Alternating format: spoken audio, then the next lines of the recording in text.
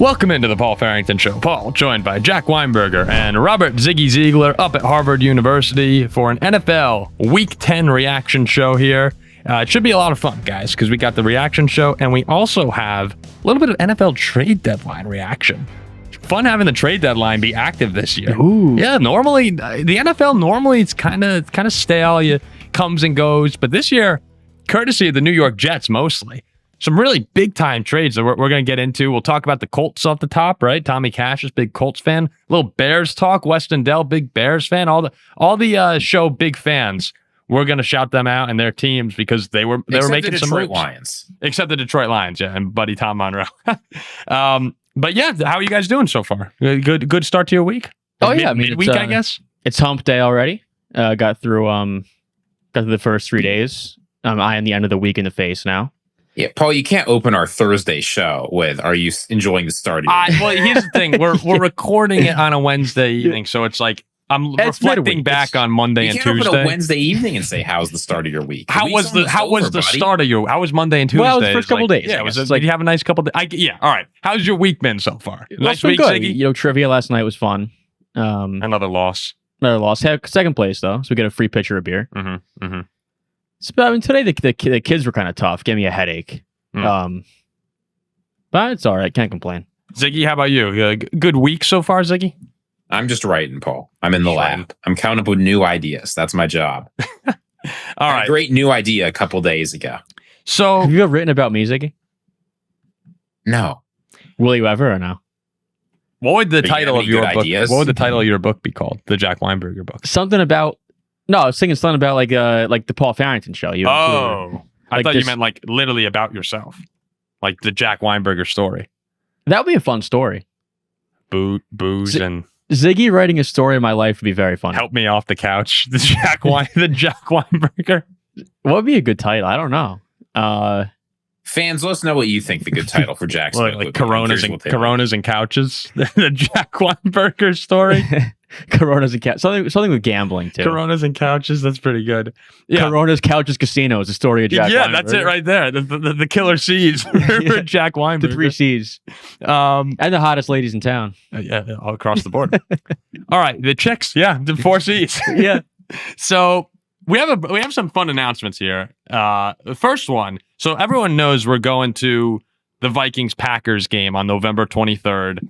JJ McCarthy is going to lead the Vikings into Lambeau and get a big win. Another division win. We'll move to 3-0 or 4-0 because we'll beat the Bears against the division on our way to an NFC North title, which would, in my estimation, then lead to a NFC Championship game, Super Bowl appearance. It's going to be a great end of the year for the Vikings. I have my hopes up.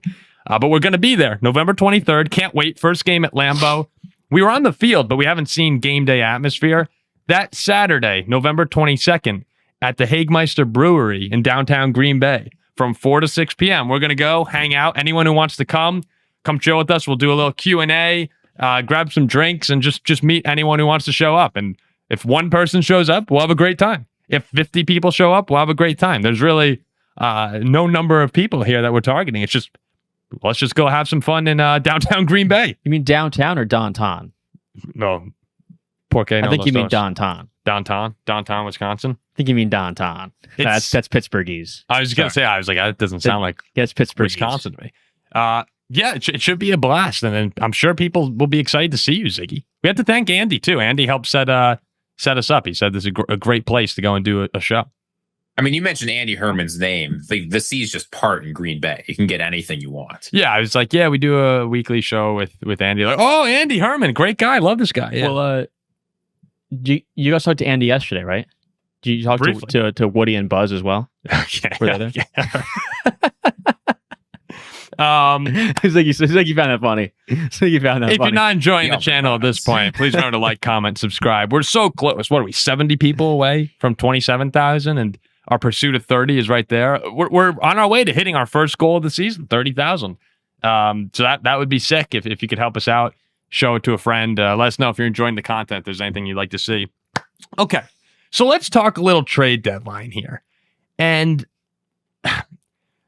I guess we can actually start. Let's start with the Colts-Jets trade.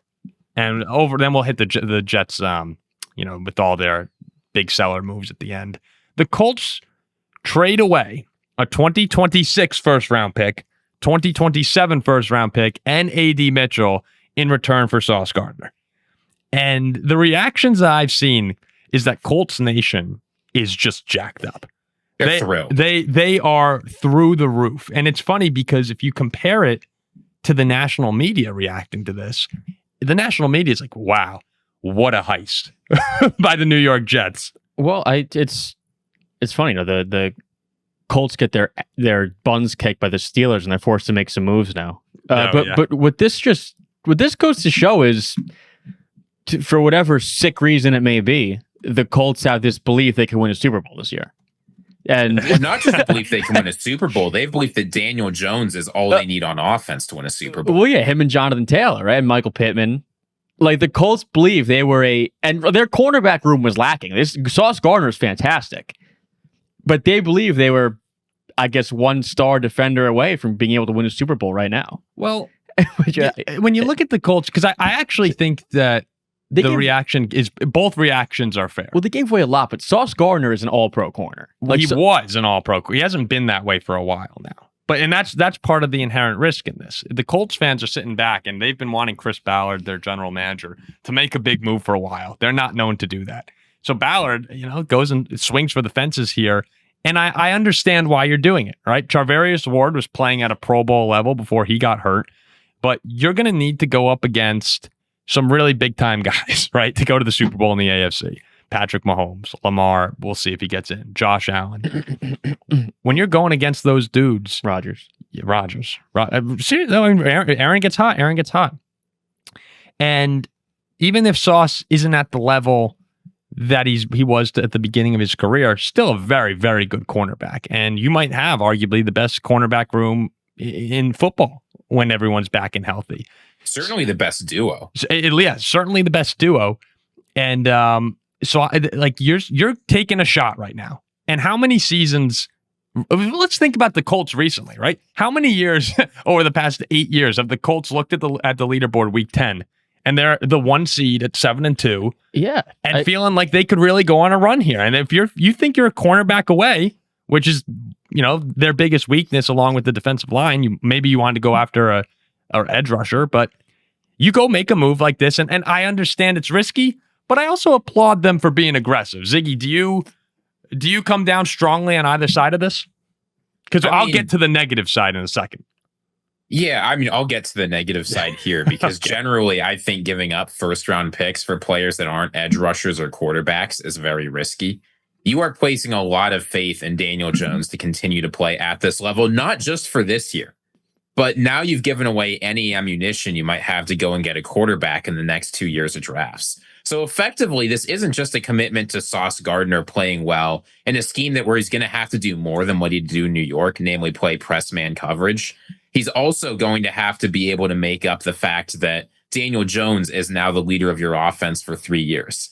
Now, if Daniel Jones keeps playing at one of the top levels in the NFL, through 3 years, like he has through 10 weeks, fair enough. But you saw last week against Pittsburgh, Daniel Jones is not necessarily a Super Bowl caliber quarterback. No, it's the Steelers. I mean, yeah. Well, no, I get what you're saying. When you're trading away this much ammunition early, there is a degree of attaching yourself to Daniel Jones because there's not going to be many other options this year. And also, if Daniel Jones continues to play like this, you're going to want to bring him back. You're going to have sort of a Viking situation from last year. And frankly, if you don't have these picks now, you're limited in what you can do moving forward.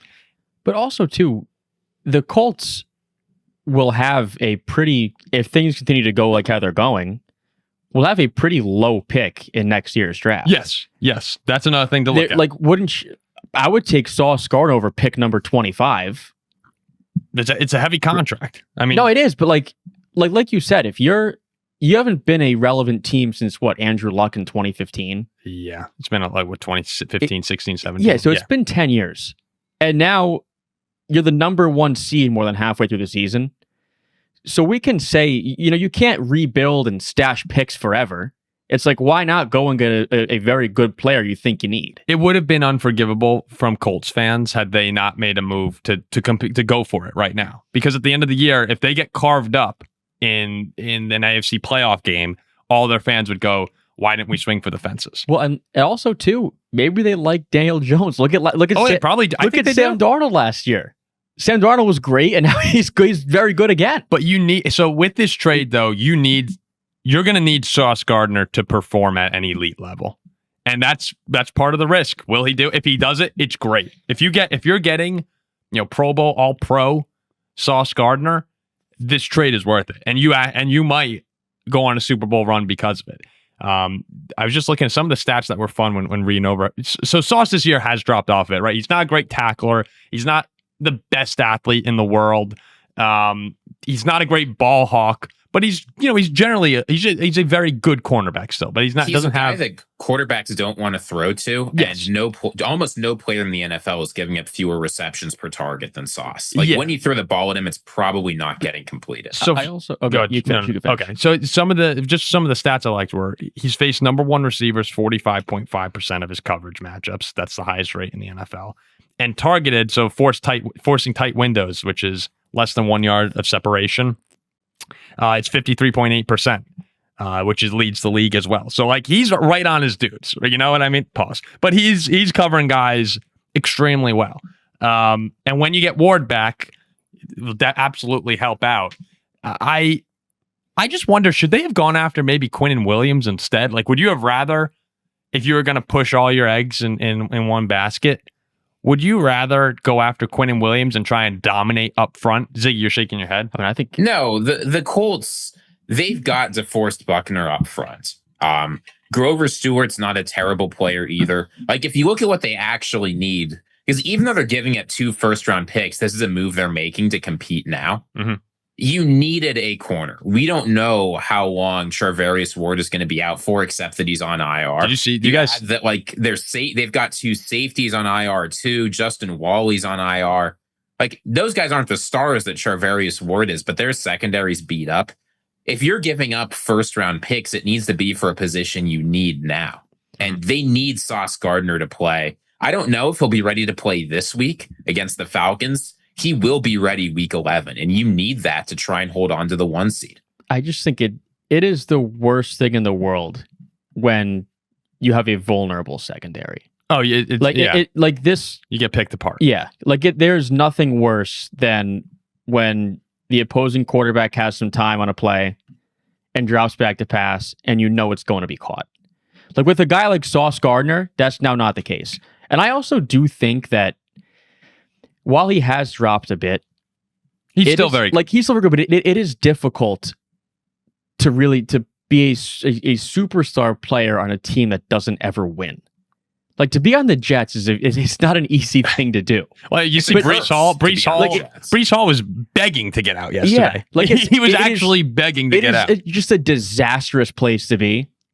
Now thinking maybe a lift. Going to sleep 1-7, waking up 7-2, and aspirations for a Super Bowl overnight, I think can be a lot for a player like Sauce Gardner. Maybe that takes you up a level too. You're just more locked in. You're more part of it. It's hard. You're showing up Sunday at 1. You're 1-7. All right, let's play. It's harder. So Daniel Jones and Sauce Gardner both go from New York to the Colts. That is great. Okay, so we'll tie it together now. We'll move to the Jets for a second here, because the Jets also yesterday trade Quinnen Williams to the Cowboys, and in return, they get Mazi Smith, the defensive tackle, a 2026 second-round pick, and a 2027 first-round pick. So the Jets collectively, right, they get rid of Sauce, they get rid of Quinnen. This is just yesterday.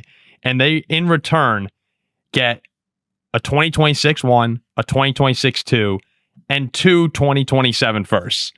I mean, they've completely sold the farm.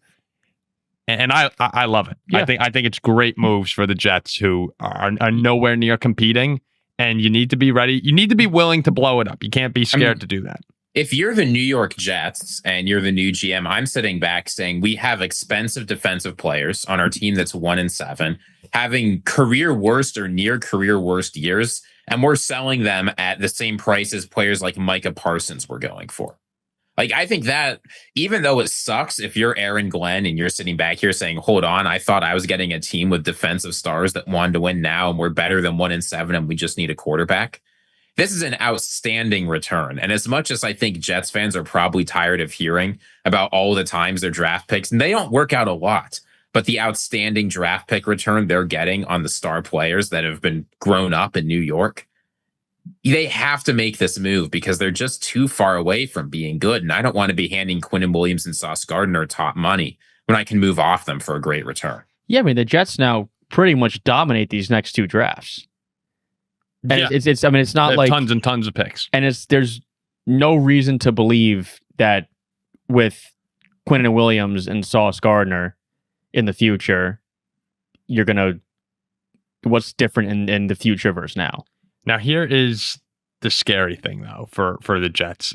If you don't hit the quarterback, it's probably all for naught. And how many quarterbacks coming out in the next couple years do you have confidence in? Like, it doesn't appear right now that there's any of those dudes in the draft.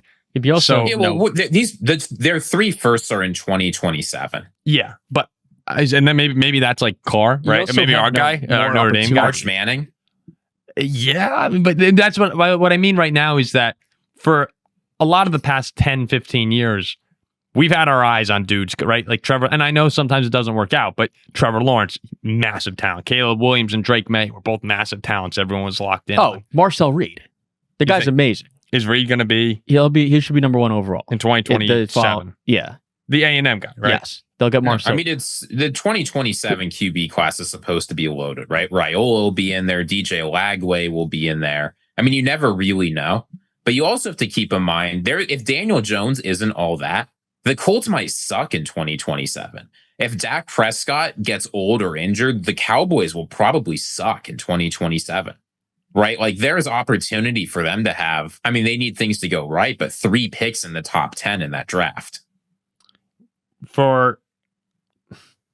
It's just going to have to. Yeah, and you know what? That's a great thing they did with the Cowboys is they got the better pick of the Cowboys or Packers. Maybe the Packers will live up to the expectations and be terrible in 2027. I mean, this also gives you the more picks, and that gives you the more opportunity to you get to swing for the fences. Yeah, you can go for it. But you can. The fact of the matter is, like, the Jets. The Jets have just been in hell for the longest time. I mean, what's their last playoff berth? Is it 2010? Is that it? It's been tough. I think it's 2010, right? The year was it Sanchez? Yes, the year Pittsburgh beat him in the championship game. It was 2010, 2011. Yeah. And I mean, they've just been in absolute hell. And I do get how, if yesterday Jets fans sat back, and we have a bunch of friends around here who are Jets fans, and I'm going on social media and they're just like, 45 more years of misery, like loading up. You see that, Evan? Yeah. It's just like, and it's kind of funny, and 47 years will be good. Yeah, but seriously, that's it. Like, you're investing in a rebuild that who knows when it's going to happen, if it ever happens. But at least right now, you do have the excitement of the draft, and I love the NFL draft as much as anybody. We got a text from our buddy Mr. Keenan, who's like, I can't wait for the draft this year. He wants to come with us to Pittsburgh. That's the optimistic viewpoints you can take. You just need to hit the quarterback, and if they can't hit the quarterback, we're kind of just going to go through this cycle again. But at least now you have your opportunities to swing for it. At least you did this too, because you could keep these guys, keep losing, keep paying them. Doesn't matter. It's just going to suck either way. So you may as well have it suck with some at least bright spots. The New York Jets will soon have Marcel Reed thrown to Jeremiah Smith, and they'll be amazing. So just hang on. Hold on tight. So the Cowboy side of this now, getting Quinnen Williams, I actually love it. I really like it for Dallas. And this was another one where defense is horrible. Well, yeah, but Quinnen Williams is 27 years old, and he's a stud. Like, he's a straight up stud. He's the number 1 PFF run grade defender right now. Whatever you make a PFF grade's fine. Also an elite pass rusher. Like, he's a bona fide superstar.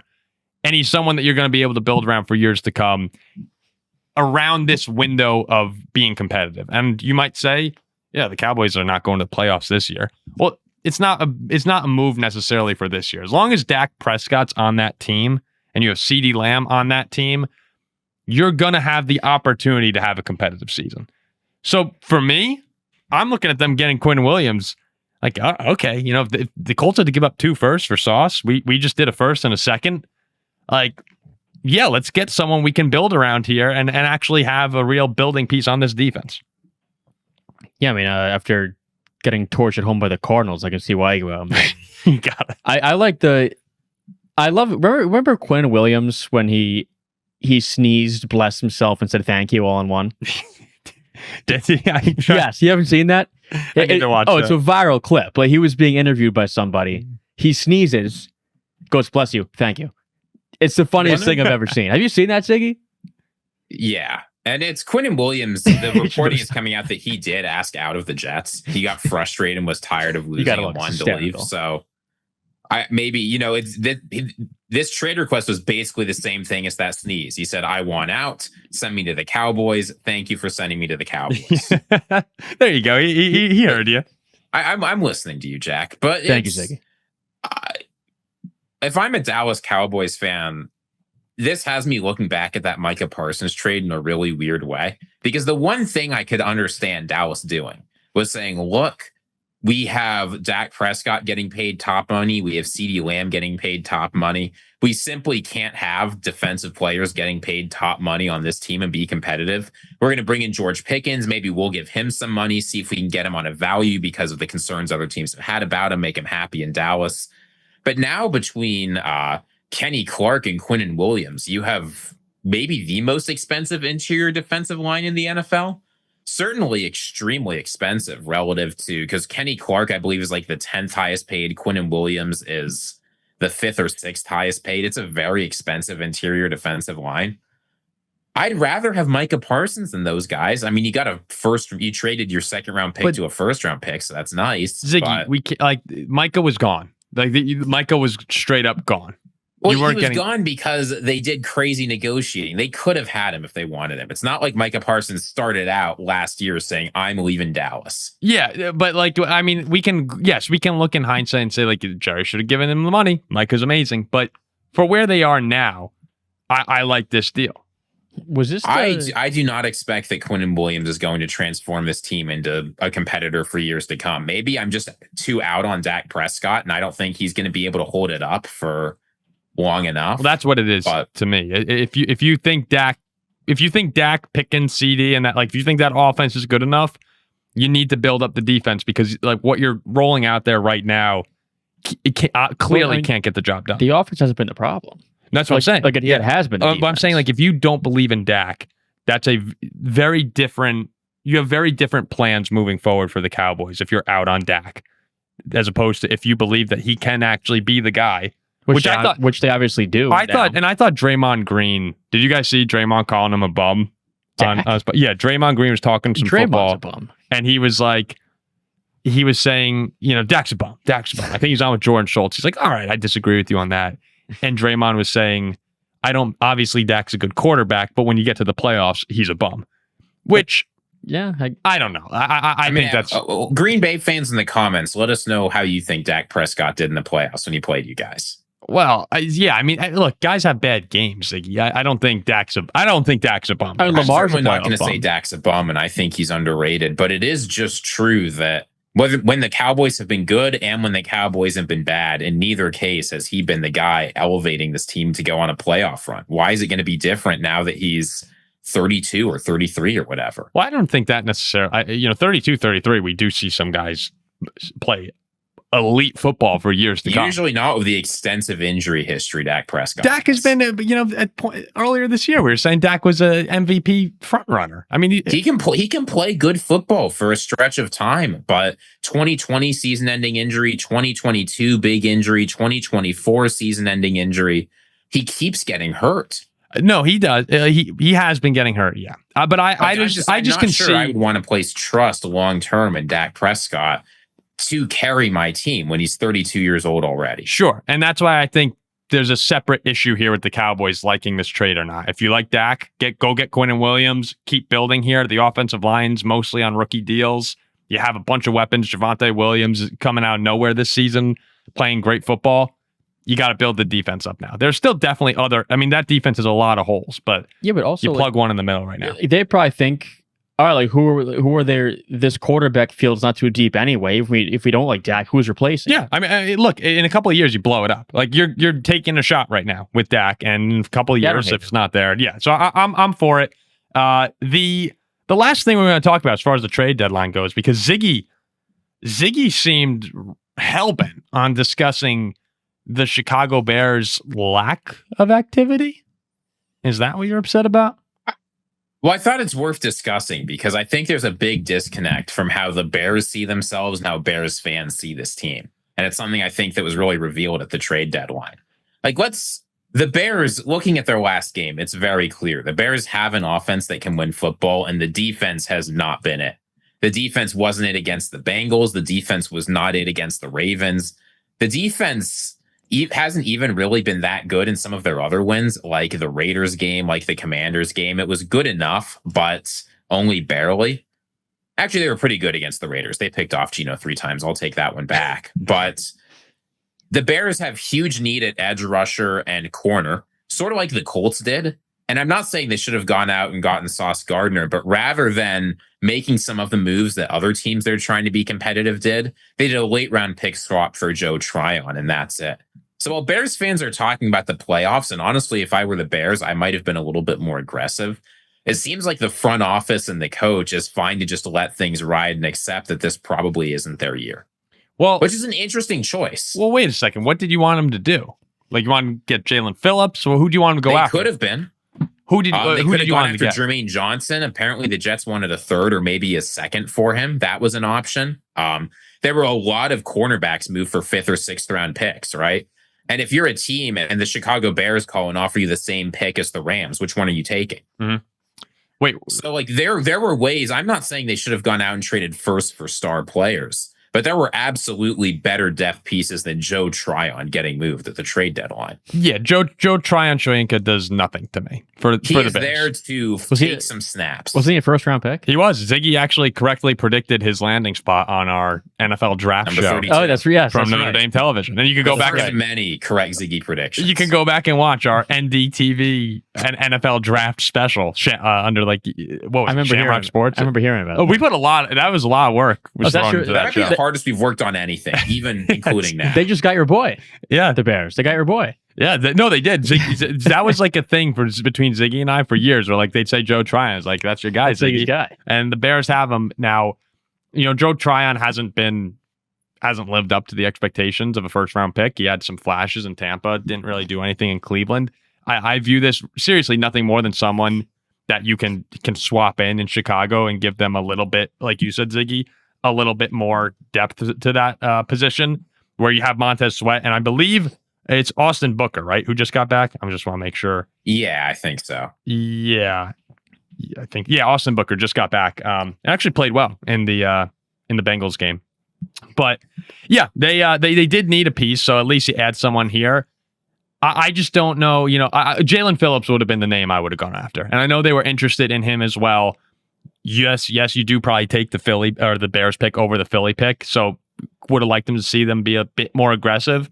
But yeah, I mean, this is just what they're dealt with. They do also, we should say, they added CJ Gardner-Johnson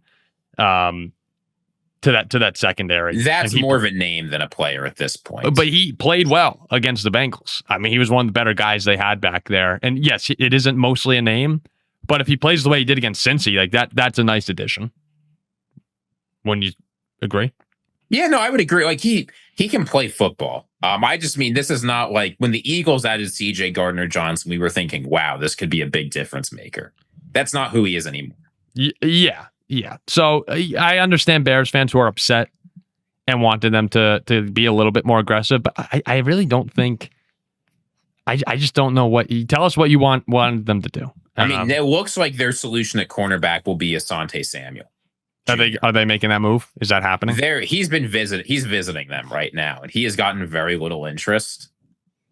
I remember the offseason we were talking about him as a player that like teams would be after, and now it's November and no one wants him. Usually there are reasons. The Steelers might sign him too. I've seen everybody is going after Asante Samuel Jr. Yeah. Wait, what do you think, Ziggy? Like Reek Woolen would have been someone you wanted to go after? Maybe. I don't know whether or not he was for sale. I thought he might be, but it's hard to know. But most importantly, I mean, you know who's back practicing? the engine of that offense. Oh, DeAndre Swift. I thought a running back, if DeAndre Swift weren't going to be healthy soon, I thought running back is the last thing they maybe could have made a trade for. Nah, the Manon guy was so good. Yeah, but you need 2 running backs in the NFL. Well, then you have Swift and Manon guy. Well, if Swift wasn't going to be healthy soon. Okay. Basically, for Chicago, you got to hope that one of these guys on the edge can elevate, because their pass rush is brutal. It's going to be the focal point of their draft coming up. So you try on. I don't expect it to be much of a difference. At least you get someone you can rotate in and maybe keep the legs a little fresher. But they were inactive. I don't think it's detrimental, but if in hindsight, I think they would have liked to have traded that 3rd round pick for Jalen Phillips that Philly wound up doing. Good, that's the Eagles, right? The Eagles just always find a way to. They had Michael Carter, they had Jalen Phillips, they had Jair Alexander. I would love to be a Philly fan and just have this wheeling and dealing going on for star players. Nothing stopping you. Yeah, no. Well, I'll tell you the one last thing on the Bears and why I think they may not have wanted to make a trade of real capital. The Bears are going to take a left tackle in the first 3 rounds of the draft next year, probably earlier than round 3. It's clear they do not have the answer at left tackle. And actually, even though the Bears' offensive line has been improved this year, if you don't have a good left tackle, you can be good at the other 4 positions, and teams will target that every single time. Theo Bendit is not it. Braxton Jones keeps getting hurt. Ozzie Trapillo, I think they were hoping that he would be the answer, but we will see what comes out of that. I think the Bears are going to be aggressive at left tackle again, and you can't give up early draft capital.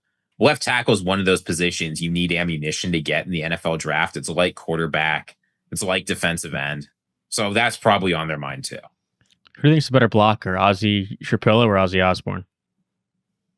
Trapillo now. I don't think current Ozzie Osbourne. No, like in his prime, like young Ozzie Osbourne. I don't think Ozzie Osbourne's blocking very much right now.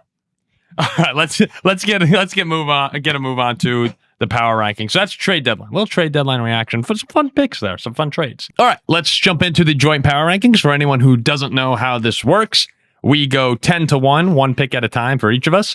And we rank our top 10 teams in the league. And what's fun about it is we haven't seen each other's lists. So whoever Jack puts in at 10, I might have at 4, which discombobulates my list and usually creates some form of chaos. Everyone has said there's a clear number 1 team in the league this week. We're probably thinking of 3 different teams. But yeah, we're not sure who each of us has there. You know who my number 1 is. I don't know. I mean, yes, you go all over the map. No, but you know who my number 1 is. Last week, we applauded ourselves for having a borderline perfect power ranking. Every team that we picked was great. This week, reflecting on our power ranking heading into week 9, we had the Lions at 1, who lost to the Vikings. The Colts at 2 were blown out by the Steelers. The Chiefs at 3, who lost to the Bills. The Packers at 4, who lost to the Panthers. The Eagles at 5, who had a bye. The Rams at 6, who dominated. The Bills at 7, who beat the Chiefs. The Seahawks at 8, who crushed the Commanders. The Bucs at 9, who are on a bye. And the Ravens at 10, who crushed the Dolphins. So our top 4 teams all lost, which probably means there'll be some movement at the top of the ranking. I started off last week with Baltimore, by the way, and I was extremely criticized for that across the board. I think most people should have the Ravens in their top 10 this week, but we will find out as Jack leads off the joint power rankings. I honestly might just put the Ravens at 10 so we don't have many higher. That would be a move. Yeah, so because I know you'll probably put them at like 7 or 5, which is absurd. Yeah, Lamar was back. Are you doing that? Yeah, I'm doing that. Oh, wow. Have we ever had defense in the power ranking? We have. Lamar was back. They looked awesome. Beat up on the Finns. I had the Finns plus 7.5. Yeah, they're number 10. Okay. Yeah. They'll remain at 10. They look great. They'll remain at 10. Looked very good. They'll remain at 10. I think this is... You made an intelligent choice, Jack, because I think the Ravens are a lot better than 10. I think they're one of the 6 or 7 best teams in the league. I think they're going to keep proving it. I understand people don't like the record, but you've got Lamar Jackson. The defense is finally healthy. They are going to go on a run here. They're going to. People are going to keep moving them up their list just because they're going to win games that we already expect. Well, we'll see, Ziggy. We'll see if they win this week. You may have gotten a preview of my prediction for this week. Okay. How about 9, Ziggy? At number 9, I'm slotting in a team that has played pretty good football up until this point and is certainly trending up, but then I'm just not completely convinced is as good as they've been in previous years. Right here is where the Philadelphia Eagles are going to go. Okay. A lot of people are putting them at 1 or 2 in their power rankings, and I get why. The Eagles have a lot of talent on this team, but I don't think they're up there with the top teams. They have not been consistent this year. They've got some very good wins. They've also got some very bad losses. And before I feel good about them, I want to see them play a longer stretch of strong football. I really appreciate that, Ziggy, because I was waiting for us to get a little cheeky with Philly, and they're a weird team right now. They're rising up just because they didn't play this week. It's very strange. No, I mean, I also have them run the same area because I, again, just punish them for having a bye week. Well, it's ridiculous when you look at other power rankings. Other power rankings, this is one thing that you get with us that I don't think you get anywhere else, really. They're just record rankings. They really are. That people look and they see Philly 6-2, and we might have coined the term record rankings. Well, I'm also very pro record rankings. Well, you were anti record rankings a year ago. How? When I would put the Chiefs had more wins than anyone, and you're coming on, you're screaming. You don't understand. I had the Chiefs in my top 5 every week, but not one. Okay, they were up there every week, because of their record. You were still saying and Ziggy were both standing here going, "This isn't the record rankings, Paul." I'm not saying drop the Chiefs out of the top 10. I had them number 3. Not one. Because of their record. So, but record should mean something, right? I think record means 70% of power rankings. But at least, it gets you in the door, right? It gets you. I think it gets you more in the door. Oh, okay. Then you should have the Eagles higher. No? I'm very pro record. Okay. Personally, I think that the record gets you in the door, and then you have to look at what the teams are actually doing. And Philly, yes, they've been winning, but hasn't really been pretty lately, especially. They haven't looked as good as we expected. So I think I like this, Ziggy. I like not having Philly much higher because everyone else is going to have them in their top 3 just because we're not saying this just to be controversial or to disagree. It's what we really think. Yeah, and I think Philly is a great chance over the next couple. Look, Philly goes into Green Bay this week. If they win, everybody's going to respond to that, including us, and probably have them in the top 3. So, or I'm sorry, we will then probably put them in the top 3. So we got the Ravens at 10, the Eagles at 9. I'm going to put the Patriots at 8 here. New England, they are absolutely, the record matters with them at 7-2. The Buffalo win is awesome. I still want to see that next big game. This week at Tampa is a nice spot where they can go and get a really quality win because the rest of their schedule, they beat the Falcons this week, the Browns, Titans, Saints, Panthers, Dolphins. They just don't have many quality wins if we're using a college football term, but they're winning. And the theme this year is teams are getting upset all over the place. The Patriots have not. That puts them at number 8 to me. Oh yeah, when you're sitting there at 7-2, have to be included. Quality wins don't matter. Yeah. A win in the NFL is a win. A little bit of a scare this week. I took the Pats minus 5.5, didn't cover, but ended up winning the game. But they got to be up there. I have them around the same area. I think it gets interesting now. They're just outside my top 10, but I've been high on the Patriots for a while. They're a very good team. Yeah, it sucks that it was such a quick turnaround. The Pats are good again. I was hoping for more years of being terrible. 7, I got my boys welcoming back in the Steelers. Oh boy! All right. So now this is the not so okay. So someone's getting left out now. Pretty much one bad quarter of football away from being 6-2. Had the lead against Green Bay after 3, had a bad quarter. Are you kidding me? So be it. No. Then you bounce back against the red-hot Colts, a team nobody could slow down. You 4-6 turnovers. You pretty much beat the crap out of them. Looks good for 4 quarters. These guys are back. They're a top 10 team in the league right now. One bad quarter against the Packers. That's all it was. Pittsburgh 7. Jack, you are lucky that this show is monetized right now. You have got to be joking me. Rodgers leads the league in touchdown passes. Defense 4-6 TOs last week. These guys are back. They played a great game. We're going to have to leave out one of the best teams in the NFL because you wanted to put the Steelers in here. Yeah, this will have repercussions down the road here. We can blame you for having the Ravens near your top 10. That's your fault. You put the Ravens in. Yeah, so you wouldn't have them at 7 like a fool. I never said anything. You haven't seen my list. I did. I peeked at it over. Okay, no, I'm kidding. I haven't actually seen it. We do have to give credit to the Steelers. I mean, they were unbelievable on Sunday. The Colts were a team that they had one good game. It was their first really good game of the season. Yeah, this team is a bad quarter away from being 6-2. It's not the record rankings. They have a below average offense and a below average defense. Well, record matters to me. 5 sacks. They pick off Daniel Jones 3 times. Jonathan Taylor was 45 yards. It was a really impressive defensive performance. I will say the Colts run game, the yards per carry and the total yards numbers don't look good. They also had 4 4th-and-1 conversions on the ground that you do have to factor that in. And that's not going to count at all for Jonathan Taylor's MVP case. People are going to look and say that was a terrible game. He was not the problem that game. He actually made some of the most important plays. No, but Ziggy, when he's coming off games where he's gone for 94 yards, 3 touchdowns, 153 and 2. Like this, that was a great effort. A 4th-and-1 conversion is worth more than a 15-yard run in a lot of contexts. But listen, do you see what playing the Pittsburgh Steelers is everybody's Super Bowl? It takes so much out of you to play the Steelers. Look what happens. You beat the Steelers in a dogfight, you go and lose to the Panthers. It takes a lot of teams to go and beat the mighty Pittsburgh Steelers. Ziggy, who do you have? This is a top 10 team in the NFL. I don't like how this is looking.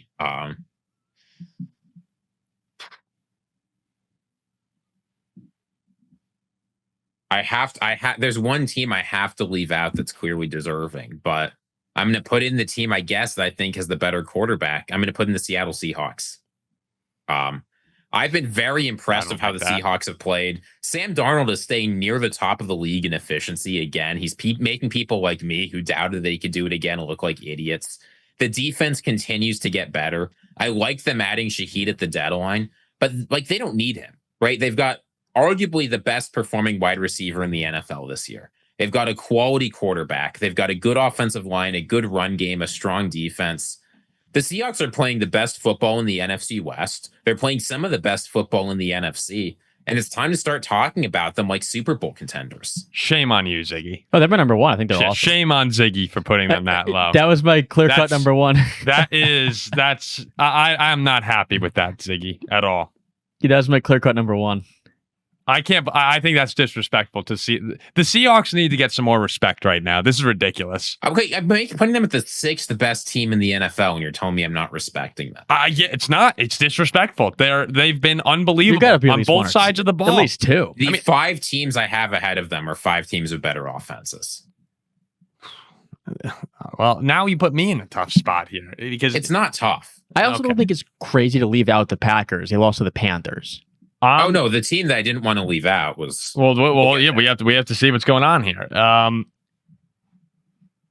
Okay, I know. I think I know who Ziggy wants to leave out. This is gonna be absurd. I'm gonna put at 5. You can deduce who Ziggy's gonna leave. Yes, out. I know who you want. Yes, I'm gonna put it 5. I'm gonna put the Detroit Lions at 5. And this is going to be really difficult here because with all our top 4 teams losing, it just makes it tricky here. The Vikings came in and had a great game plan against them. Or I'm sorry, maybe a great game plan, but they executed. They actually executed on that game plan. And I think there are concerns in Detroit. I think the secondary has been of a concern. I think the offensive line getting beat up the way they did against the Vikings is a little bit concerning. But still an extremely talented team. So many pieces on that offense. There were a handful of plays where the Vikings didn't get home. We probably would have got beat deep. Jahmyr Gibbs had an off day. I think it was a fluky Lions performance, and the Vikings came in with some fire, and JJ McCarthy doesn't lose in Michigan. He's just a winner. So I'll put Detroit at 5. Who you got at 4, Jack? I got the Colts at 4. They're staying. Now you've done it. That's the team Ziggy wanted out. Am I right, Ziggy? They're staying. Yes. They're staying in my top 4. You're putting them at 4 after you watch them get their ass kicked by you. By a great team. They'll get their ass kicked by the number 7 team in the league on the road. So they're sitting there at the number 1 seed in the AFC. I'm fine with them in the top 10, by the way. They're number 1 in the AFC 10 weeks in. And purely based off that, they're in the top 5. Okay. They have to be. I have them at 5. I'm just saying. I'm just laughing at because Ziggy probably had them at like 13 or something. Well, because he had us. I didn't have him at 13. I had him at 7, or I had him at 8. Okay, well, Ziggy, there's a clear top 3. There is a right decision here, and I'm going to be really upset. There is a clear top 3, and at number 3 right here, I'm putting in the Buffalo Bills. Okay, I didn't expect that. I don't know what you guys were expecting out of me.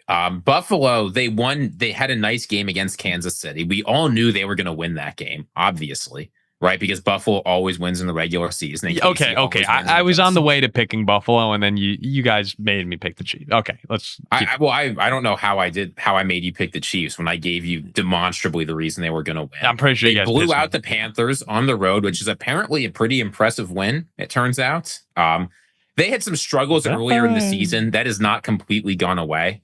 I was really torn about putting them at 3 or 2, but I went for 3 just because the loss to the Falcons was bad. But they've got Josh Allen. They don't have a defense, but Josh Allen is worth more than an entire defense. So the Buffalo Bills come in here at 3. I had him at 3 also. And I'm going to put the Chiefs at 2. I'll put the Kansas City Chiefs at 2. I was the hoping Chiefs are clearly number 1. Chiefs. No, I was hoping you'd put someone else at 2, so I'd leave the Chiefs out of the power ranking. No, I know you wanted that, but look, I'm not going to penalize Kansas City too much for going on the road and losing a 1-score game at Buffalo. Who, the Bills had some struggles over the past few weeks, but everyone still agrees they're a major threat in the AFC, a top 2 or 3 threat in the AFC. And who's number 1? The Chiefs are the number 1 threat in the AFC. Even with this loss. Now, I will say this, though.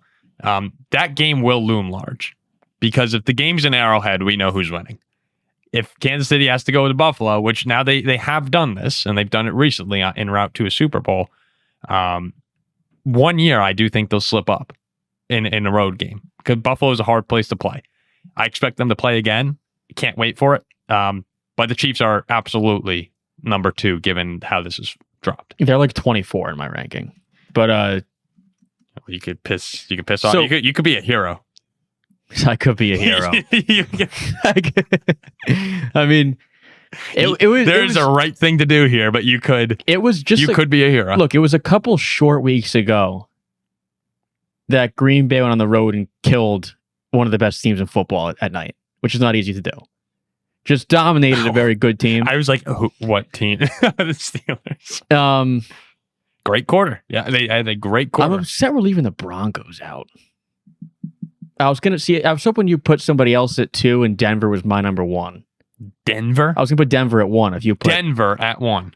But yeah, they're 7-2. They're amazing. Well, there's the MVP of the league. They're still on the board. They're the 2 seed. Jack, what are you talking? Denver's the 2 seed. This is criminal. Denver's the 2 seed in the AFC right now. The MVP of the league is still on the board. Denver just beat Dallas by 20 points.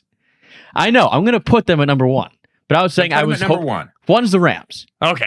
So I thought you forgot about the Rams. I was hoping that Paul put the Rams at 2, and then I was putting Denver at 1. Because I think Denver should be above Kansas City. Well, I think it's a shame. I'll tell you this. The Rams just addressed their biggest weakness. They signed the thicker kicker. Harrison Mevis is on the Rams. And he's there to fix the kicking game. And if you heard what the Rams are saying, the trade deadline, besides backup corner, the only thing they care about is getting this kicking game fixed, which I understand. If the kicking game's better, they might well be undefeated. Yeah. The Rams, as long as Stafford can stay healthy, I actually think the Seahawks are playing better football than the Rams, but I believe in the Rams more to go on a win it all. I feel like I can take a victory lap on the Rams right now. Take it. Right? Is that okay? Yeah, is that an okay victory lap for me to take? Does it feel like I'm? No, I'm serious. Yeah, am I being? Go ahead, take a victory lap. No. Are you serious? Or... Yes. I felt like I was a big Ram. No, you guy were a big Rams guy. You are. Right? Is this fair? I feel like I'm getting duped by the two of you. Well, I don't know what you're talking about. Just take the victory lap or don't. Yeah, I just want to take. No, you deserve a quick lap. That the Rams to me are the best team in football, and Stafford is the MVP right now. So I feel. Yeah, I feel great. All right, that's great. Great, good pick. I was really hoping that you guys might have a little more like angst there, but no, I guess it's really just the Rams are playing great football. It's undeniable. I had the Rams at 2. No, behind Seattle. I'll just take the compliment. Thank you guys. It's nice to have support. I feel like usually it's when people earn a victory lap, you should take a victory lap. Thanks. Still can't really tell if I'm getting punked, but yeah, thank you. I appreciate that. So our list, 10-1. Jack, despite Ziggy and I trying to talk him out of it, Jack puts the Ravens at 10 despite their record and a long way back to climb in the AFC North. Well, Lamar looks very good. So I had to put but yeah, Jack puts the Raven at 10. He gets what he wants there. Eagles at 9 for Ziggy. The Patriots at 8 for me. Jack then puts the Steelers, the AFC North leading Steelers, at 7. Seahawks, maybe the most debated ranking of this top 10 for Ziggy at 6, outside the top 5. Lions at 5 for me. Colts at 4 for Jack. Ziggy puts the Bills at 3. I continue to support the Chiefs at 2. And the Rams coming at 1 with the Broncos, I'd say first team off. Broncos Denver first team off at 11. Number 11, yeah. Or the Patriots are my first team off, but that's because I had the Broncos at 10, I guess. Well, so first team off. Okay, Broncos first team off, which will take us to Zig or Zag. All right, Zig or Zag is off an absolutely brutal 1-2. I should have known coming off the 3-0 that we were not going to repeat. I got a little bit too aggressive. I decided to take Tua under interceptions for reasons that remain unknown to absolutely everybody. But one thing did work out last week. It was the Geno Smith over passing yards. And that takes me to the first Zig or Zag of the week. The Las Vegas Raiders were sticking with them. Thursday Night Football tonight, they're heading to play the Denver Broncos. Geno's line is a lot lower this week, 212 and a half yards. And there's a reason for that. Last week, they played the Jaguars, maybe the worst pass defense in the NFL. Now they're playing the Broncos, admittedly without Pat Surtain, who's pretty good, but one of the better pass defenses in the NFL. Geno's not hitting 212. I'm taking the under here. Thanks for last week. You're not having 2 good weeks in a row, Geno. Well, Geno, so I picked up Geno in one of our fantasy leagues, actually against Paul. Ended up losing by 2 points. That was crazy. I didn't look at the score until like the final minute of the Cowboy game, where Jack needed 1 catch from George Pickens. I couldn't watch the game. Also, did you watch it? I didn't watch the game. No. The YouTube TV thing was ridiculous. But I forgot to change my quarterback this week because I have Jalen Hurts. Producer Zach sends me a text. He goes, "You need to change your QB." Oh, Zach's a snake. I didn't know this. I had no idea you had a guy in on. Come on, that's fair of Zach. Like that's you want to beat without a quarterback. That's if you didn't check it, I would have gladly done it. But I didn't know. I probably would have texted you myself. So I pick up Geno. I put in Geno, and he gives me like 30 points, and gives me a chance against Paul in a game I was getting blown out in. Well, I mean, it was 83-80. we were not good. Oh, it was horrible, but I was getting crushed, but he led me back. So Geno's kind of on my good side now, and I think I can see him like still having a horrible game, but having like 217 pass yards. So I'm gonna zag you. I'm gonna go over just because Geno's on my good side now. I'm gonna zig with him because I think Ziggy's a Geno Smith whisperer. Maybe that's what I've determined. I mean, Geno Smith's had. Yeah. If Geno comes out, he has like 105 pass yards this week. I want to zag. I might take a Geno Smith prop every week on Zig or Zag. Then you have to if you win this week. Yeah, I want to zag, but I think there's something special here. Like Ziggy, he knows something. There's something going on. I think he's a whisper. So all right, 1 zig, 1 zag. What's next? All right. We're heading to an exciting game. The Baltimore Ravens are coming to play the Minnesota Vikings in Minnesota. Just no more. Just no more. Don't even need to say anything. Nope. Yeah, so you might want to put your hands down for this. I don't know how this game is going to go. We could see some JJ McCarthy fourth quarter magic. I'll tell you what we're not going to see after what we saw last week, though.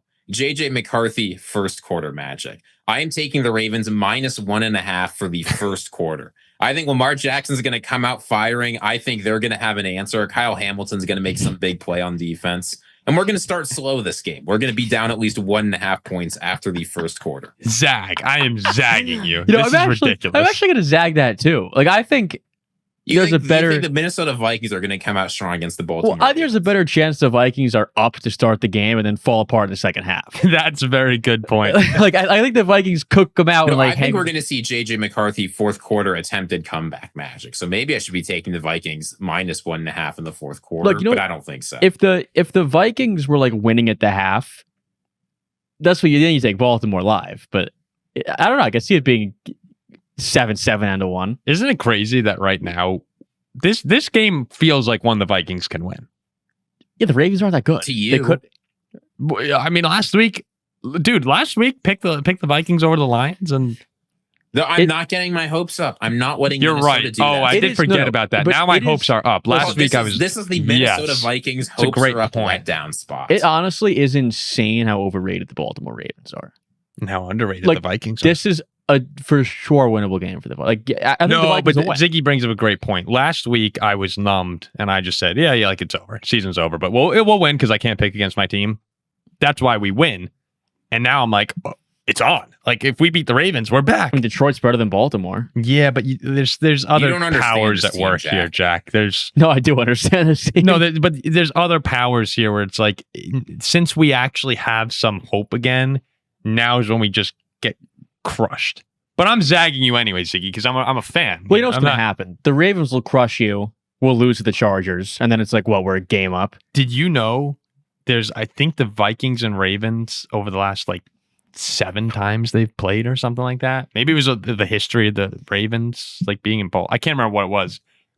But over the past 7 games, the Vikings are 3-4. The 4 years they lost, they missed the playoffs. The 3 years they won, they made the NFC Championship game. Wow. It's the biggest game of the year. So just saying, if it's a Viking win, it's on. It's on. All right, Ziggy, you have I want to zig one of them here. You have 3 zags right now. Okay. So we got some news that CJ Stroud is going to be out, and that made me think, well, maybe I should be taking the Jaguars to win that game. But I don't trust the Jaguars. So that made me think of another quarterback that's out. Jaden Daniels. Jaden Daniels is not playing. And the Detroit Lions coming off a loss. I know they're heading to Washington, but this is a pissed off, angry Detroit Lions team. The last time we said the Lions are pissed off coming off a loss playing a bad team. Do you guys remember what happened? Yeah. Yes. The Bears lost 52-21. The Lions are 8.5-point favorites. I'm sorry. This should be 16.5. The Commanders are about to get murdered, run off the field by an angry Jahmyr Gibbs, a pissed off Jared Goff, a furious Aiden Hutchinson. No, I'm sorry. The Commanders will not be remotely in this. I'm taking the Lions minus 8.5 all day, all night. Take it to the bank. Yeah, I'm gonna zig the Commanders right now. I typically don't like laying points on the road, but I'm gonna zig this one. The Commanders right now are one of the worst teams in football. Well, they feel like a dead team. It's like the Virginia Tech or Auburn of the NFL as the Commanders. Those are 2 teams you root for. They're very close to Virginia Tech. Maybe that Blacksburg energy is creeping on up. The Commanders and Vatek is the same thing. So the Lions will beat the crap out of them. I was thinking, yeah. I can't really imagine a pissed off Jared Goff. He looks like a guy who's generally pretty happy or at the worst neutral. Can right? you imagine how this team feels after losing to the Vikings? Probably they probably expected in that locker room there. You have JJ doesn't lose a mission. Hey, they're probably like, oh, we knew we were going to lose this. Now we got to bounce. They probably walked in the locker room and were like, what the hell? What? Jahmyr Gibbs is looking at his stats 40, 45. Usually I do that in one run against this team. Did you see Boise State basketball lost to a Division II school? Their college is located in a shopping mall. No. And they play in a high school gym. No. Hawaii Pacific Sharks. Pacific beat Boise State 79-78. Behind an outstanding performance from Joshua West. I mean, that's what was insane. What was the Louisville final score? 104 to 45. It was 104 against South Carolina State. I'm going to zig with you, Ziggy. So that makes it Geno Smith over under 212. I zigged that he'll go under. Jack zagged. Then we have the Ravens minus 1.5 in the first quarter against the Vikings. We both zagged, rightfully so. And the third one, Lions minus 8.5 on the game against the Commanders. We both zigged. So that should be 36-10. Yeah, that should be. It's not going to be close. The Seahawks just beat the living crap out of this. They looked helpless. So can I say one more thing about that Hawaii Pacific game, by the way? Sure. Did you watch it? If you have not seen this video, Joshua West got cramping in his leg. Hawaii Pacific doesn't have traveling medical staff. So when he got hurt, someone just literally dragged him by the arm. Oh, was that game? Yeah, and one of his teammates started massaging his leg, and eventually the Boise State medical staff felt bad and helped him get off the court. They dragged him off. Barstool. Yes, right. Big Cat put that out. I have to read you this tweet. This says Hawaii Pacific's a Division II school in a Honolulu strip mall that plays in a 1,000-seat former adult daycare center. They had a 0.1% chance to beat Boise State. The Sharks flew 7 hours to Idaho and won the game. I mean, Boise State, that's like a program canceling type of loss right there. Hawaii Pacific. That's... and only Ziggy can be out here being like, Joshua West. But it's not even Chaminade. Like that's like the D2 that plays in the Maui. Like this is a. Oh, thank goodness! I googled ND basketball and expecting some horrendous loss. Okay, we pounded LIU. Great. We'll probably lose to Detroit Mercy or Eastern Illinois coming up. But I was just thinking if Hawaii Pacific was winning, I don't want to even know. All right. Let's do some game picks. And real quick before the game picks, a shout out. 7 people remain in the eliminator pool for us. Last week, Liquid Richard put his faith in the Atlanta Falcons to beat the New England Patriots. Came up just a bit short. What do you, no disrespect, but what are you doing, Richard? I know that we're late in the eliminator pool, but picking the Falcons, wasn't that on the road? Yes. To beat the Patriots? Was that on the road? That was on the road. Yeah. That's tough. You can't do that, Richard. In New England. Yeah, Michael Penix and Drake London almost rewarded you. But come on. Yeah, I had to pass -5.5 in that game. We got L or I still don't know, who ended up alive. Stuckman, Magikarp, Green Bay, just Green Bay, G-Fro, Flopazoid, and our boy Aiden Cook. Still alive. 7 people left here. You know what jersey Aiden's? Should I say? Is this like jinxing? No, this isn't jinxing him if I say the jersey he would pick. Yeah, you could say it. Eli Manning. That's what he wants to go with. And it's fine by me. I think, I like Eli. And a shout out to Big Dilly Style, still in the lead in the Pick'em pool with Rickster right behind him.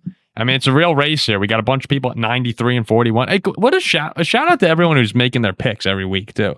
That's great. That's hard to do. It is. Sometimes you just forget. I'm 11 back right now. It's not good, Ziggy.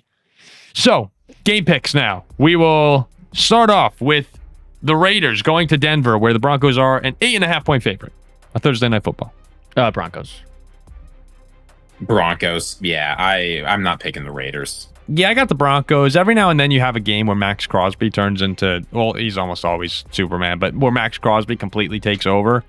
I just can't see. I actually don't think it will be a high. I don't think the Broncos are going to light him up. I think it's a low scoring early game. But yeah, 20-10. Yeah, and that's why I can't have Denver in my power rankings. I'm just not. They win. I mean, Houston stinks. They win. Jack, Houston was like kicking their ass, and then they pull these fourth quarter magic. It's Denver knows how to win games. Totally out on Denver, but there is something intriguing about them.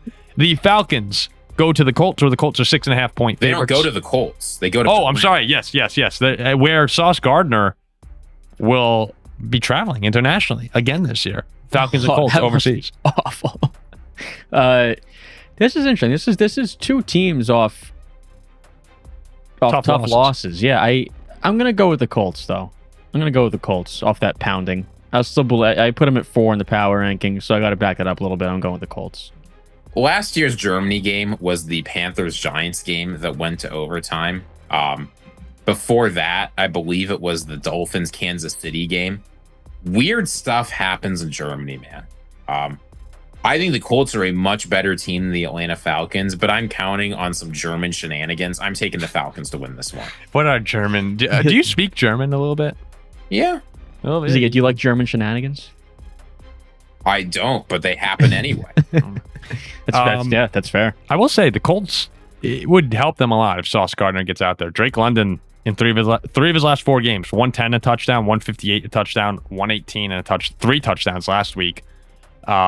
This is a really big game for Indianapolis. The record's 7-2, but they need to bounce back because we've seen teams before get off to really hot starts and something slips up. Daniel Jones needs a big bounce back here after 3 interceptions. I'm going to go with the Colts, but if they lose this one, you have to start thinking about them a little bit differently when we're looking at the greater scheme of AFC contenders. Jaguars go to the Texans, an AFC South battle, so they'll be paying attention to Falcons Colts. The Texans, without CJ Stroud, are 1.5 point. Man, the Jaguars suck, man. If you're 1.5 point favorites without I picked the Texans last week. I should have beat the Broncos. And without Stroud. Yeah, after that, I don't know if I could pick them again. I mean, they've been so bad. Aren't the Jaguars 5-3? Jacksonville has Lawrence playing, right? Like, no one's hurt. Well, Hunter's hurt. Travis Hunter's hurt. Yeah, but Lawrence is playing. Lawrence will be there. I'm going to go Jacksonville. I got the Jags. No, I can't take. You can't take either of these teams. How is Jacksonville 5-3? I'm squad riding with I could have sworn Jacksonville. Like, don't they feel like they're 3-5? I thought they were 0-7. The Jaguars are not. I mean, they're that bad a team. They just went to overtime against the Raiders and lost in one of the funniest plays of the week. But like, the Jaguars could win this division. I'm going to go Texans. I said I won't pick. Oh, I think I said I won't pick either of these teams. I'm going to take the Texans. I think the defense is going to do enough at home, and they'll be able to win, like, you know, maybe 11-4. You know, like a weird game like that.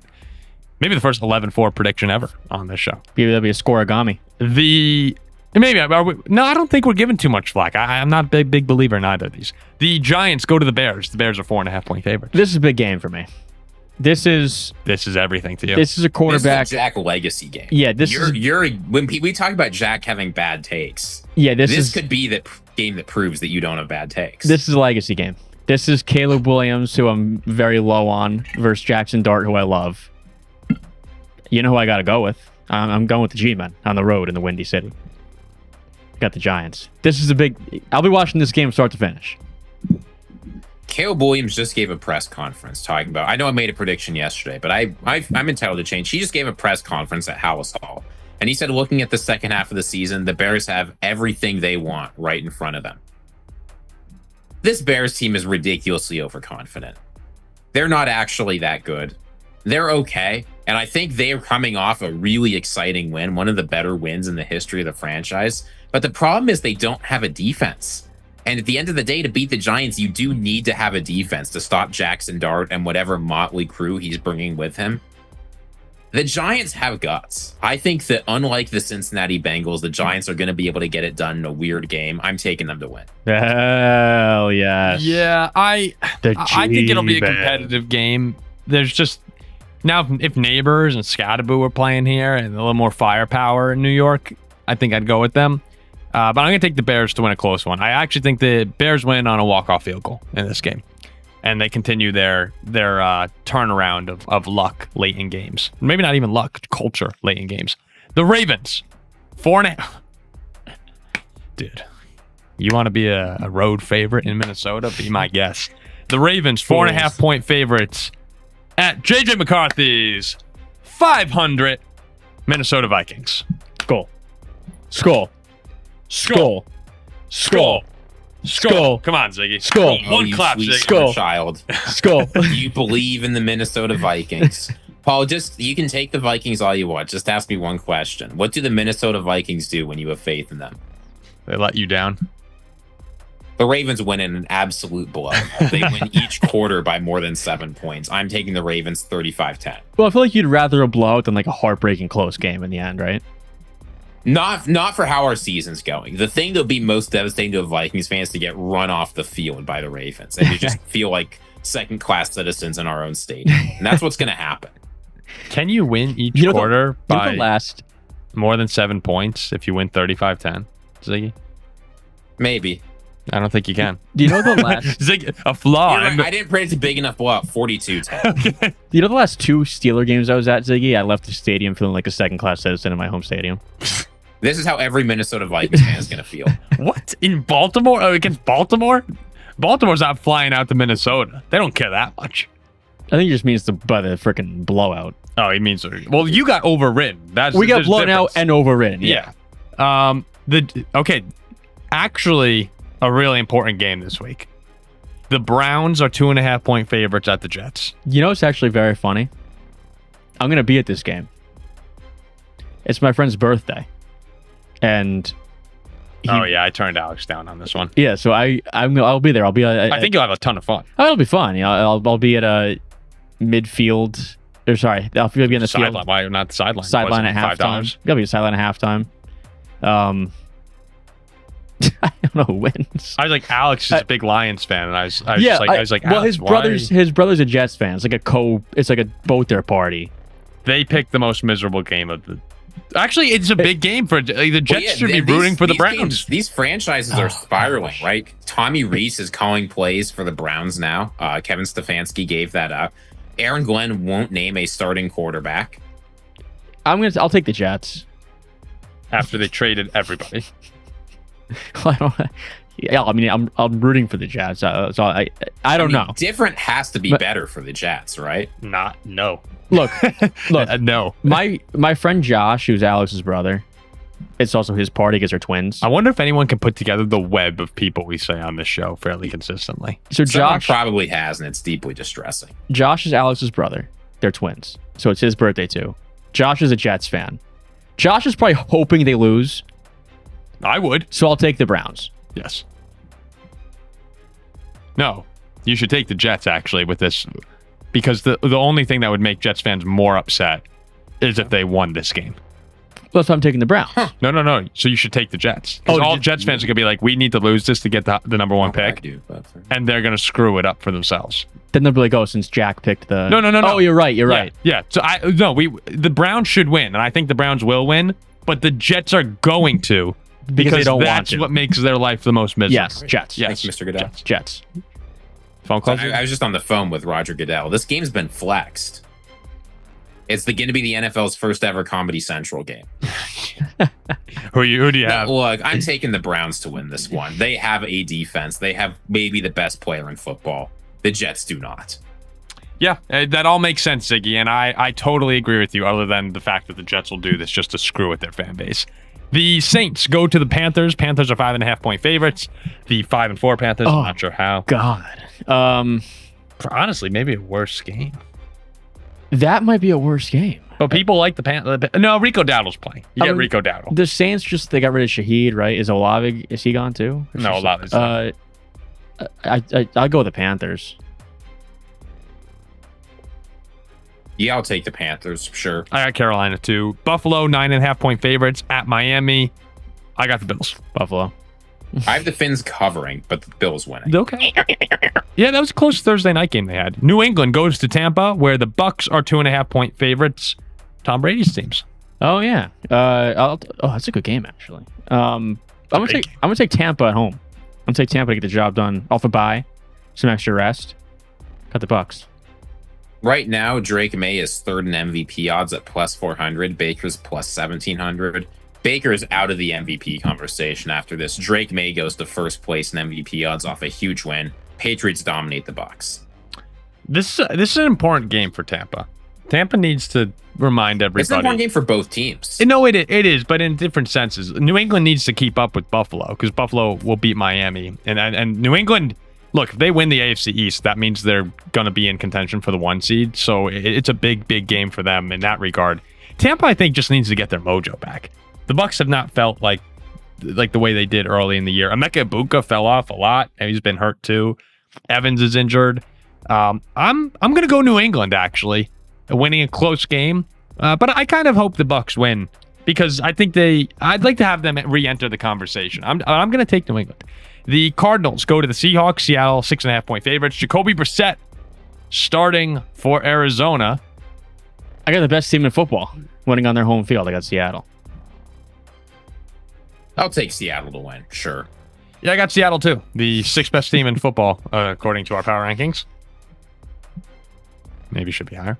The Rams, 4.5-point favorites at the 49ers. Remember they played Thursday Night Football earlier this year? 49ers. Yeah, the Niners just won somehow. Yeah, that. Thank you for reminding me. I always forget that. The Rams never beat the Niners. No, McVay can't beat Shanahan. Yeah, I have the Niners. They'll season sweep. No, the Rams are taking care of business. McVay gets it done this time. I'm going to go Rams again, too, because they kicked their ass the first time, but they still lost. The last time we had the Rams were in one of the power rankings, they lost this game. Yeah. So now they're back in the power rankings, number 1, and they're going to lose again. And it's like... No, this time's different. It just makes no sense, because most of the time they play, it's like, the Rams should win, but Shanahan just owns... Wow. I'm really close to taking the Niners here. I have to take the Rams after I go on that whole spiel about being right on them. So I'm going to take them, and they should have won the first time. But if the Niners win this game, and it'll probably be McCaffrey, he'll get the ball like 700 times. If they win, I will never, ever pick Shanahan or McVay to beat Shanahan again, so long as they're coaching. Detroit goes to Washington. We're all on Detroit minus 8.5. Pittsburgh, Sunday Night Football to LA in a game that if the Steelers aren't able to hold on to the AFC North, which they will, of course, could have some pretty big wild card implications. I cannot wait to turn on TV and hear the Chargers boo out of their own tunnel and a bunch of terrible towels flying here. Very pro Steelers. I got the Steelers winning pretty big. Giving Justin Herbert a hard time. His defense has found themselves. Pittsburgh. What's the line? 2.5. Pittsburgh minus 2.5 or Chargers minus 2.5? Chargers minus 2.5. 3. Chargers minus 3. Pittsburgh money line. It's lock of the day. I'm taking the better team to win this. Give me the Chargers. I've seen what the Chargers do to people at night in LA, and it's not fun. So I'm gonna take the Chargers, but I'll be rooting for you guys. I'll be rooting for you, Jack. That shocks me. Last game, Monday Night Football. Eagles 2.5-point dogs in Green Bay. I got the Pack. I got the Pack off that disgusting loss. I got the Pack bouncing back pretty big Monday Night Football. Go Pack, go, baby. Go Pack, go. The Packers, they have more talent than the Eagles. They will be ready to play the Eagles. They are the better team than the Eagles. I know this loss to the Panthers and the loss to the Browns and all that is brutal, but it's a game-by-game league in the NFL. In this game, the Green Bay Packers get it done. Beat the Philadelphia Eagles. Take Jalen Hurts out of the MVP conversation. Bring Jordan Love back into it. GPG. Yeah, I think this will be a good game. Had the Packers been playing someone like the Saints or the Jets or the Titans, or Raiders, I'd be a little more worried they'd just get blown out in this one. But since it's a good team, I think they'll be up for it. Yeah. I expect it. So weird, man, that the team is like this. Yeah, if I were a Packer fan and this were the New Orleans Saints coming in, I'd be shitting myself. No, but it's literally the Packers are like it's like watching a college game. Like you get up for certain games and other games you're just flat against shittier teams. Yeah, it makes no sense. Like it's so history this year would lead me to pick the Packers, but I'm going to take the Eagles. The Eagles over the past few years they are a team that seem to get up as well for the big game. I'm going to go with Philly, and Saquon has a good night, which takes us. Do you like getting it up? Yeah, I mean, who doesn't? I'm going to go with the Eagles. Jack, let's get to the cap of the week here. I heard you off a win, Ole Miss win. Sitting at 5-5 now, but I've caught my stride. Kind of like the Pittsburgh Steelers, we both caught our strides at the same Vikings. time. Yeah, we all caught our strides at the same time. Panthers. So, yeah, just going down the list. Cardinals. So this weekend on Saturday, I believe the date's November 8th. Saturday the 8th. Yes. It's National X-Ray Day. And all right, the last time that I got an X-ray was about a year ago. I came out super drunk from a bar, tripped over a curb. My friend called the ambulance, took me to the hospital. I got an X-ray. Do you know where this happened? This happened in Nashville, Tennessee. My last X-ray was in Nashville, Tennessee. And this Saturday is National X-Ray Day. So I'm going to Tennessee, Nashville, Tennessee. And this kills me to do this. But I'm taking the Vanderbilt Commodores minus 6.5 at home against the Auburn Tigers. Give me those Commodores. Anchor down, baby. Minus 6.5 in Nashville, Tennessee. Vandy. Big. And this kills me to do it because I have ties. I do like Auburn. I have ties there. You know what I just did? What? You said Commodores, and I was thinking Condor. So I started flapping my. Yeah, I was wondering what you were doing. I have Uncle Steve in Auburn, and he'll be watching this. I love Auburn. There's such a place in my heart for Auburn. I love Auburn. Like he gives me his tickets for free. I stay in his guest house. Like, and you do this to him. I've had some great times down in Auburn, but I just see a money opportunity here. Like, I believe Auburn is currently a dead team. Vanderbilt, off a loss to Texas, comes home and will beat the doors off of Auburn. So I got Vandy laying to 6.5. You like Uncle Steve, but you don't like him that much. No, I'm kidding. I love Uncle Steve. I've heard fantastic things about him. But I actually can't wait to go down and hang out with Uncle Steve when Notre Dame goes 2028. 2028. Notre Dame. Gonna what? That's what do you think the look ahead spread is on that?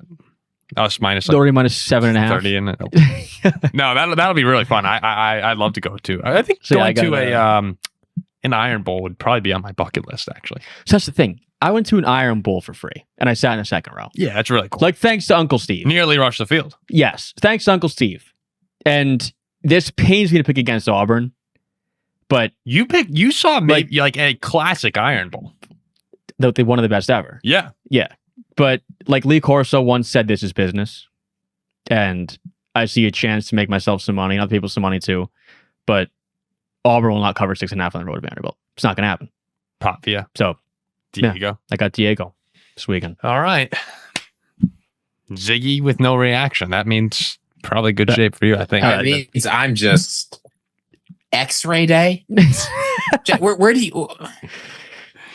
Yeah, it's X-ray day. I'm glad we're back to the stories. Last week, it was a pretty lame story. We managed to win.